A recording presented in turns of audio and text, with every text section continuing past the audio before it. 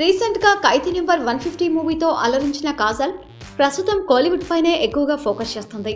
తమిళంలో అజిత్, విజయ్ వంటి crazy stars సరసన రొమాన్స్ చేస్తున్న కాజల్ కు ఇటీవలే రాజమౌళి టీం నుంచి కబరొచ్చిందని ఇండస్ట్రీ వర్గాలు చర్చించుకుంటున్నాయి.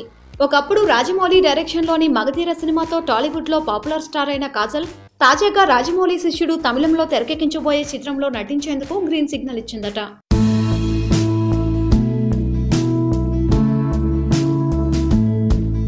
ఈ సినిమాలో కాజల్ సరసన హీరోగా లారెన్స్ నటించబోతున్నట్టు సమాచారం.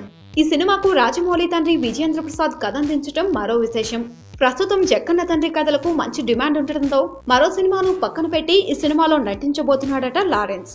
మొత్తానికి స్టార్ హీరోలతో జోడీ కట్టిన కాజల్ లారెన్స్ తోనూ రొమాన్స్ కొప్పుకోవడం నిజంగా విశేషమే.